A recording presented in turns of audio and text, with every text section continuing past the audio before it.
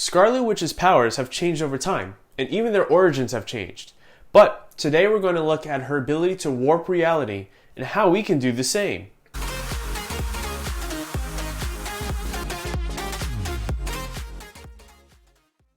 Welcome to Inner Warrior, where we learn from our modern superhero myths to unleash the inner warrior in you to help you tell a better life story. We're going to break down Scarlet Witch's chaos magic reality warping into three categories. Change through the self to change your reality, change through others to change your reality, and change through the collective unconscious to change your reality. In this way, we can start with what we can explain with science and gradually move towards theoretical science, or what I like to call hypothescience. Science that we may never be able to test, but we do have hypotheses on. We may never truly understand how reality warping through the collective unconscious works, which is why reality warping seems like Scarlet Witch's chaos magic. In fact, her chaos magic, or chaos magic with a K, is known as a result-based magic, where there is no objective truth and beliefs are tools used to obtain the results. Funny enough, as we explore these three categories, we'll find research that supports chaos magic ideas. As we discussed in a Venom video, which will be linked at the end of this video, you can change your behaviors by visualizing your future self and impressing your subconscious. If we look at this through the lens of Scarlet Witch's chaos magic, we see that these techniques are similar to chaos magic's use of beliefs.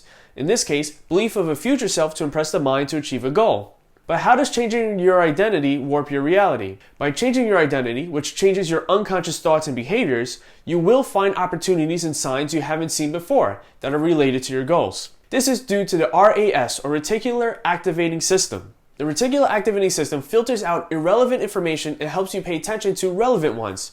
For example, if you are in a crowd and you hear your name, your Reticular Activating System will focus on your name and block out the crowd's noise. Turns out, it also helps you focus on goal-oriented information and removes information that's not relevant to your goals. As mentioned in the study, Cognitive Mechanisms Associated with Auditory Sensory Gating, published in the journal Brain and Cognition, Volume 102 in February 2016. The study, done by the Psychology and Neuroscience Departments of University College London, Bournemouth University, and Anglia Ruskin University, stated, "We conclude that sensory gating reflects the identification of goal-irrelevant information at the encoding input stage and a subsequent ability to selectively attend to goal-relevant information based on that previous identification."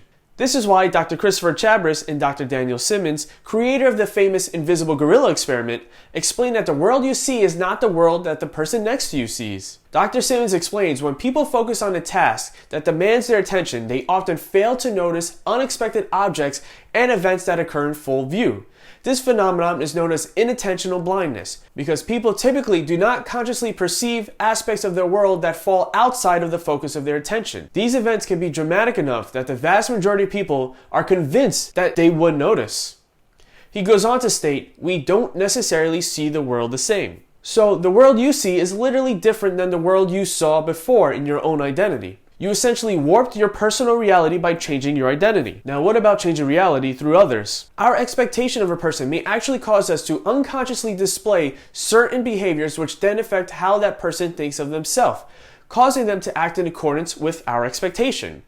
This is called the Pygmalion effect in terms of positive expectations and the Golem effect for negative expectations, usually due to negative biases. The Pygmalion effect can change the performance of students. According to a study titled Self-Fulfilling Prophecies in the Classroom, Teacher Expectations, Teacher Feedback, and Student Achievement, published in the journal Learning and Instruction, Volume 66 in April 2020, the study explains our findings support the idea that students learn best if teacher demands are slightly higher than students' actual skills. This finding implies that high expectations might be beneficial for all students. Therefore, it seems worthwhile to inform teachers not only about expectancy effects in general, but also about the positive effects of high expectations in particular. In addition, teachers may be encouraged to form high expectations for all their students. This is particularly important as teacher expectancy effects reflect mostly unconscious processes. So by expecting a behavior from a person, we can actually unconsciously plant seeds into that person to act the way we expect. This means not only are we changing our reality by having a person act in the way we expect, but we may also be changing that person's reality by having them think of themselves a certain way, at least when around us. This may also explain why some people fall into certain frames of mind when around specific people, such as when you all of a sudden feel angrier or act clownish when around a specific family member or employee. The Pygmalion golem effect is also the reason why you may find difficulty when trying to change your mindset or identity when you're around people that are used to you being a certain way. Now let's get into the hypothesizing for the third category of reality warping like Scarlet Witch, changing reality through impressing the collective consciousness. As we mentioned in the Spider-Sense video, Dr. Bernardo Kastrup, who specializes in artificial intelligence and reconfigurable computing, has a PhD in computer engineering from Eindhoven University of Technology,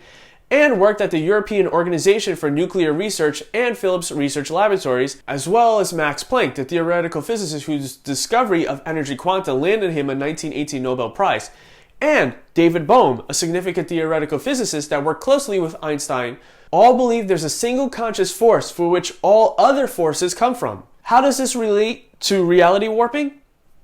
Apparently, according to quantum mechanics, we may already be experiencing different realities from one another. According to the paper Experimental Test of Local Observer Independence, published in the journal Science Advanced Volume 5, number 9, the scientific method relies on facts established through repeated measurements and agreed upon universally, independently of who observed them. In quantum mechanics, the objectivity of observations is not so clear, most markedly exposed in Wigner's eponymous thought experiment, where two observers can experience seemingly different realities. The study goes on to say, if one holds fast to the assumptions of locality and free choice, this result implies that quantum theory should be interpreted in an observer-dependent way. The study wasn't the only one to come to the conclusion that reality is dependent on us observers. Even critics of the observer-dependent idea have funded studies that show that reality is observer-dependent. Take, for example, this general commentary article titled Commentary, False Positive Effect in the Radian Double-Slit Experiment on Observer Consciousness as Determined with the Advanced Meta-Experimental Protocol, published in Frontiers in Psychology on April 15, 2020, which was written by the Department of Research Institute of Noetic Sciences. In the article, they state that their research was funded by Wandavision and von Stillfried. Wandavision and von Stillfried created a paper claiming that the observer-dependent view was a false positive.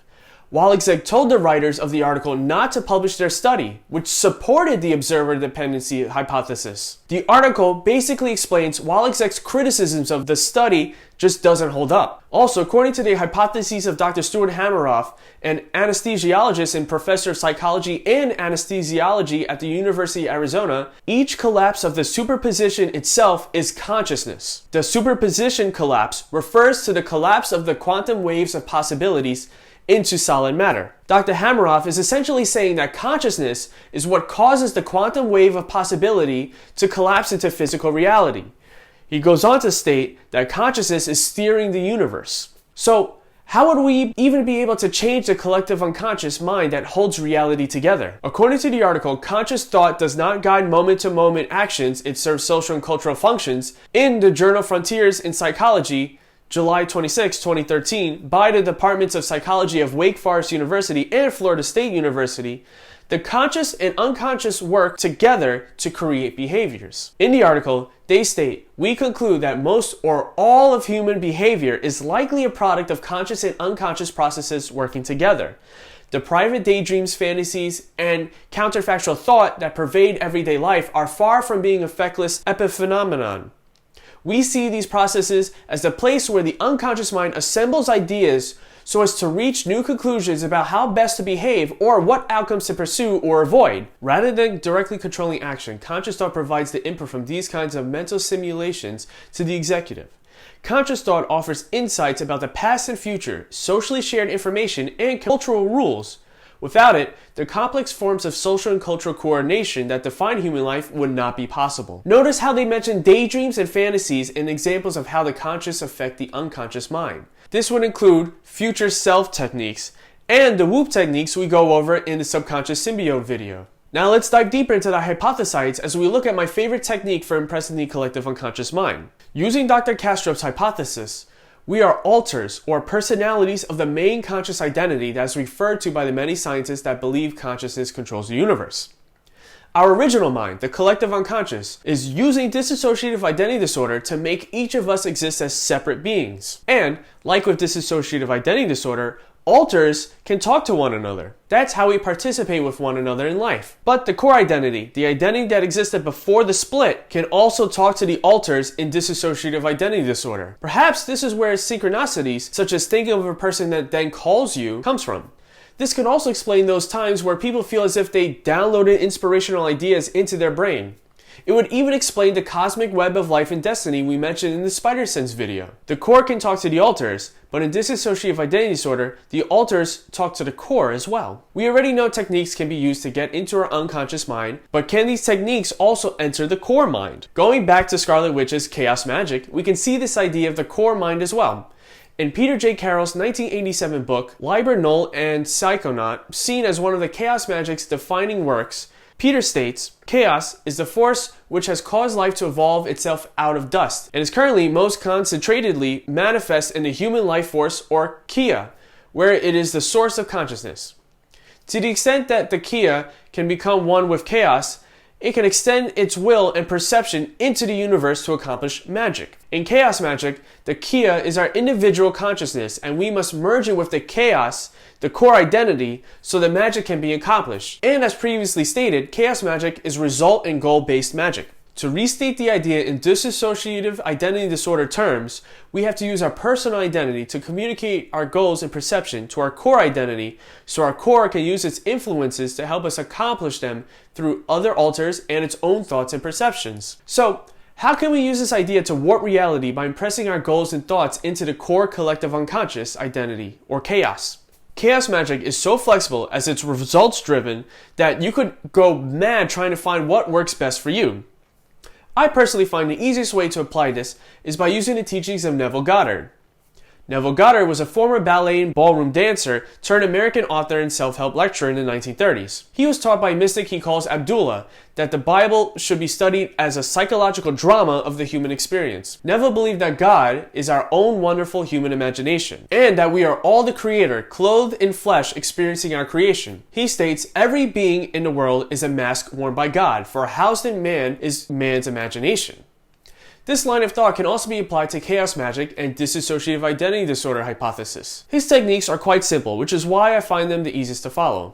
Like the studies we've looked at in the subconscious symbiote episode, imagining that which you wish to be is step 1 of the process. Step 1, clarify what you want, imagine it in first person when you're in a relaxed meditative state, most likely right before going to bed. Step 2, imagine the end result of what you want. Something that would happen after you got what you wanted, until it seems more like a memory than an imagined future. Make it seem as real as possible through senses like touch and sound in your mind. Make sure you feel the emotions you would feel if you're experiencing that reality. Step 3, listen to the mental chatter you have and curve those thoughts into believing what you imagined is already yours, regardless of the physical reality. This will cause a change in your state or identity that will make it easier for you to reach your desire. Step 4. Think of the physical circumstances you are in as just a bridge of incidents that will lead to your desired state. You will naturally behave in a way that will make your desire come to pass. If you feel like you're forcing a behavior to force the desire, do not do those actions. Step 5. When your desire comes to fruition, it will seem so natural that if you look back on it, you may start to think your desire would have happened anyway. But this isn't true. Remind yourself that you warped reality, which made it become natural, and continue practicing for other goals. How can you test this reality warping? Neville Goddard said to try the ladder experiment. Before going to bed, while in a meditative state, imagine a ladder. Imagine the material it's made out of, and imagine yourself in first person climbing up the ladder. Do this for 3 nights, then forget about it. Most likely, you will, for some reason, find yourself climbing a ladder in the coming days. I've personally used Neville's techniques to reality warp many things into my life, including getting a house, getting out of the NYPD and into the IT field, and much, much more. And I love reading the success stories of people that use his techniques as well. I usually browse the Neville Goddard Reddit forum to keep me motivated. I'll link it in the description. Are you going to try the ladder experiment? Have you ever used any of these reality warping techniques before? What were your successes with these 3 reality warping techniques? And definitely come back here and let us know if the ladder experiment worked for you in the comments. Also, if you haven't already seen the subconscious symbiote video, or if you need a refresher on it to understand this video better, check it out here.